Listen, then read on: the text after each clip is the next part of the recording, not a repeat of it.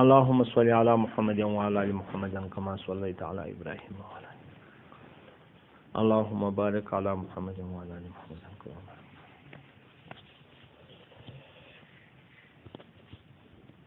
حامدا ومصليا. طالبانو تر ډوډۍ مخکې مالګه څکل او تر ډوډۍ وروسته مالګه څکل دا څنګه ده؟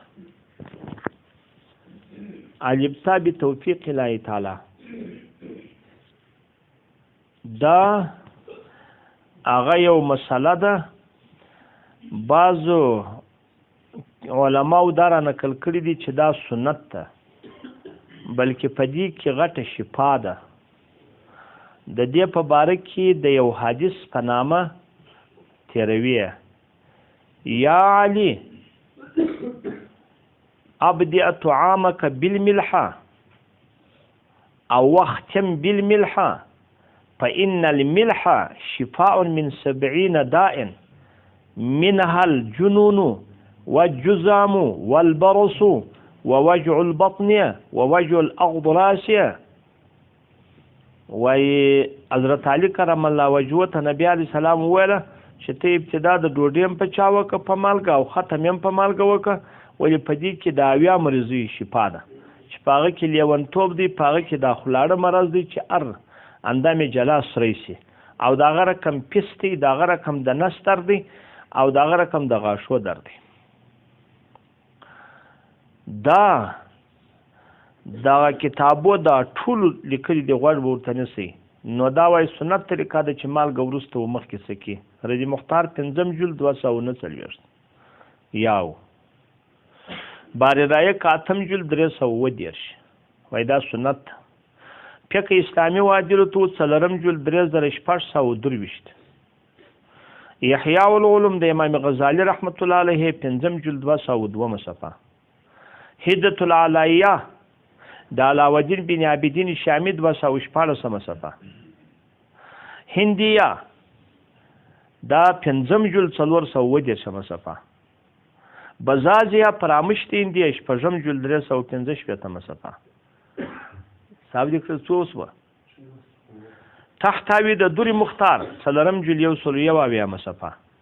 دوری منتقا 4 جلد 101 صفحه. محمودیه 13 جلد 80 صفحه. دا کتابونه ټول څوک وایي وای دا څوک ده؟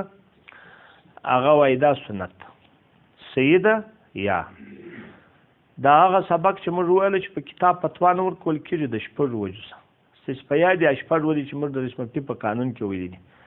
اول عرفن خپل ځان ته رجال لري، اغار شر خپل ځان ته دی خوجه لري. دا رقم نه ده طالبان.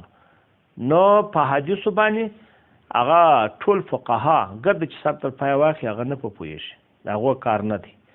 نو حدیث بیا د محدثینو د نقادانو کار دی، وسه د کوي. دغه حدیث دا موضوعي دی، دا حدیث صحیح نه دی.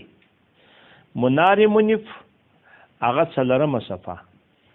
موضوعات کبرا دملال کاری 300 303 او 222 دا 3 ځای راوړي.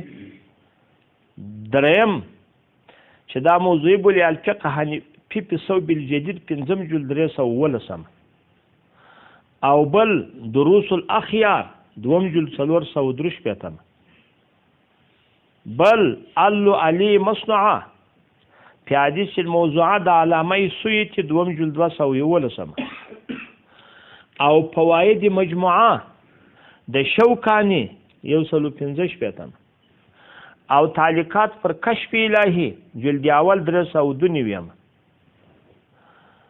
دا خو زده مسی او کوم نه رسوي. او احسن الفتاوا 9 جلد 1 دا ټول درته وایي چې دا څوک دی؟ دغه حدیث موضوعي دی. مولانا محمد فرید صاحب په منهاج السنن کې واجب ښه خبره کړې ده، څه د سیاسان هغه وایي په پروژه کې ویلي دي. وایي نبی علیه الصلاۃ والسلام مبارک دغه واجب خبره ده.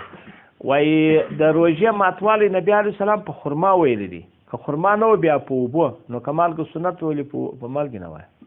کمالګه مخکې تر ډوډۍ څوک وایي سنت وایي، نه ولې په مالګې نه وایي.